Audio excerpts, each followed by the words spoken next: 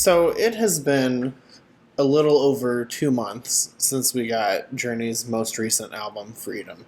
It was their first album in 11 years, and I mean, it felt like that we were never going to get this album before it came out, and now we've had it for 2 months.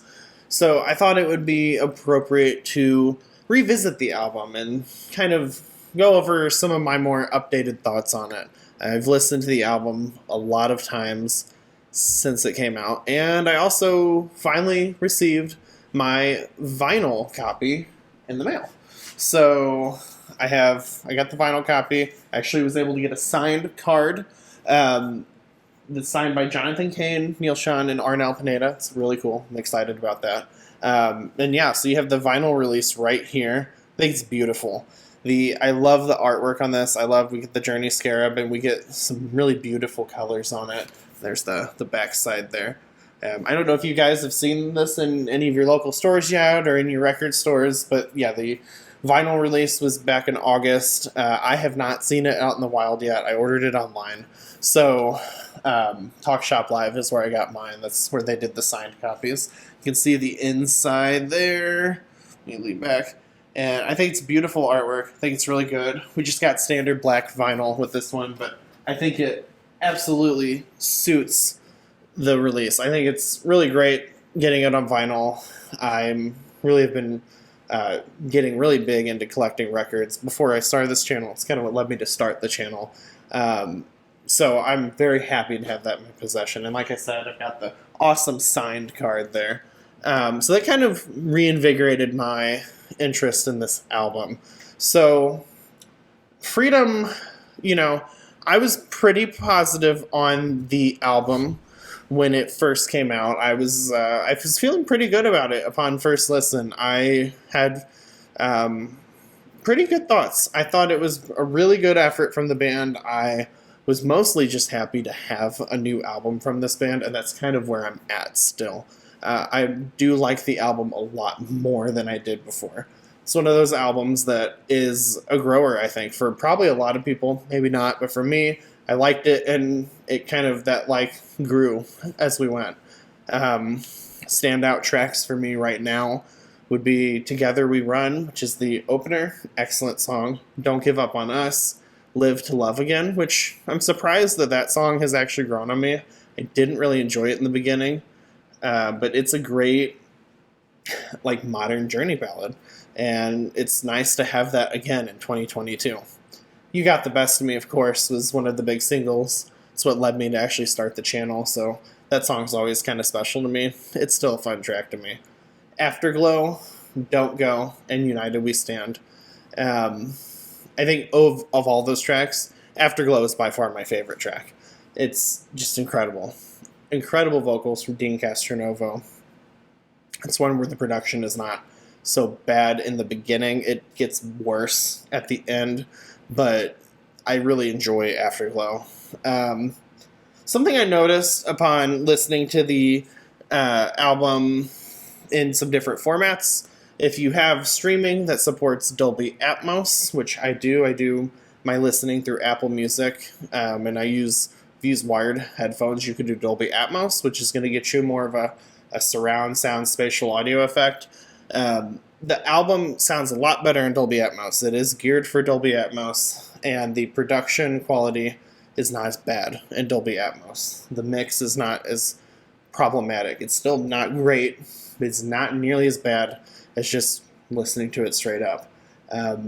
The production on this album, as I noted in the first review, is not great, and the mixing is really bad in a lot of places. Live to Love Again, I really had a hard time with that song the first time I listened to it because the mix is so bad at the climax of that song. It really hurt that song for me.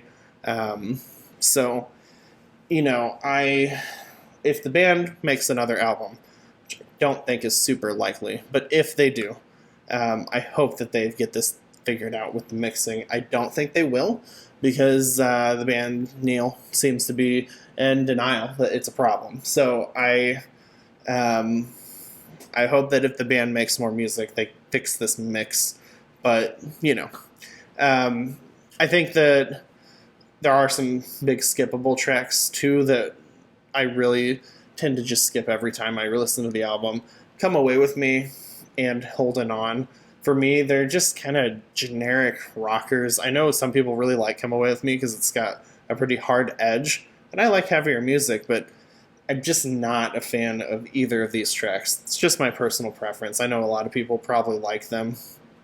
Um, I think that, this album, when it works really well. You've got some great songs, you got some good variety here. Um, and when it doesn't work, it's not great. So it's a great album. I think it's really good. I'm very happy that we have it. And, as a Journey fan, as I've stated in previous videos, yes, the lineup has changed. We have different members and different things over the years, but every member of the band is important to the legacy of Journey, just like every piece of music they put out is important to the band.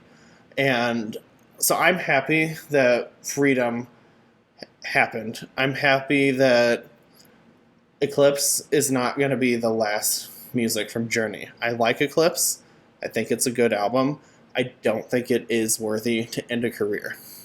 And maybe Freedom's not either, but I think it works a little bit better than Eclipse as a Journey album. So I'm happy that we got this album. I'm happy that it happened. I'm happy that the band worked so hard during a pandemic to get this album put together. And now the final piece, the final ingredient here, we've got to see these tracks live. And that is something as a Journey fan, as like a hardcore fan of this band, it's the same problem that hardcore fans have of any band. The set list on the live performances. So far, they did, this earlier this year they did the Freedom tour. I did not go. They came to my city. I did not go. I just was unavailable to go. But they did the Freedom tour. They went all around the country, all around the United States, on a tour that was named after their album. They actually announced the name of the tour before they announced the name of the album, and they only played 3 tracks from the album during the tour.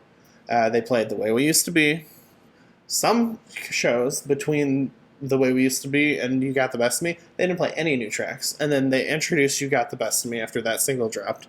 And then at the end of the tour, they did Let It Rain. They did some symphonic shows back in July after Freedom released. Would have been the perfect time to do a track like Live to Love Again, Afterglow. I mean, they have Dean in the band, so they could do Afterglow, but they didn't. They alternated between the 3 that they've already played. So I want to see live music from Freedom. I know that casual fans, they go to the shows, they just want to hear the Dirty Dozen. They just want to hear the hits. And I get that. I mean, I've seen Journey twice. I've seen Queen with Adam Lambert multiple times. I've had bands that I've been to see multiple times. I've seen Muse multiple times. And when you go to see a band, it's always really fun and exciting when they play the big hit, the song that everyone knows, and the whole arena, the whole venue just erupts into singing. It's great. We all love it. But I want to hear the other stuff. I want to hear the new stuff. And I think, Together We Run is a perfect show opener. Absolutely perfect. They could, while the stage is dark, they could introduce the piano and have Arnell come out and sing that earlier part of the song when it's quieter. And then when the band erupts, the lights come on and it's just like a burst of energy. It would be a perfect opener. I would absolutely love to see that. And, there's so many tracks from this album that I think would do really well in a live environment. So I hope that when they resume touring, that they consider doing some live music from this album. Eclipse was like a flop, and they still performed most of that album live. When I saw them in 2014, that was the first time I saw Journey. They performed Ritual and She's a Mystery, 2 okay tracks.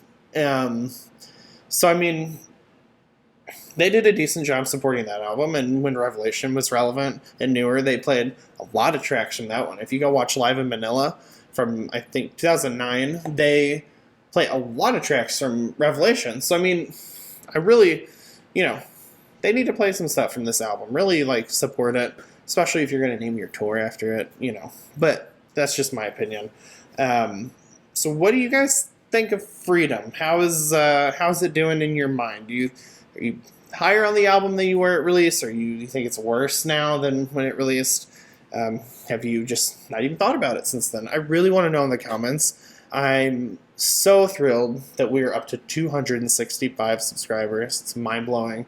I never thought we'd get this far. I'm very excited about it. I know that the rollout has slowed even more lately. I've just been going through some things in my life as I finished college and working on finding a new job that kind of aligns more with my career path. So I've been a little bit on the busier side, but I'm working on getting more of a structured schedule for the channel. And I am going to continue the Iconics albums series. I initially planned on doing that as a weekly thing, but I've decided I don't really want to do that because it's a bit too rigid for me. Not quite ready to get into a rigid weekly series. So I'll continue that just kind of as I feel that I want to record a video for it. And I've got a review coming up next. The next video should be a review of Ozzy Osbourne's new album. I'm not typically one that listens to a lot of Black Sabbath or Ozzy Osbourne, but I saw it in the new releases and I checked it out and I was blown away. So I'm going to review Patient Number 9 from Ozzy Osbourne. And we'll just kind of play it by ear and figure out what we're going to do next. So, I want to hear in the comments. If you guys haven't, please hit the subscribe button below. It means a lot to me that we have grown this community so much. When I started this channel at the end of April, I had nobody, and other than my family, of course, and I didn't expect anything to come of it. But here we are, 265 subscribers. And one of the videos crossed 10,000 views. It's absolutely mind-blowing. So I'm absolutely elated, so thankful for all of the great support that you guys have provided as we continue to build the Pixel Positive music community. So until next time, guys.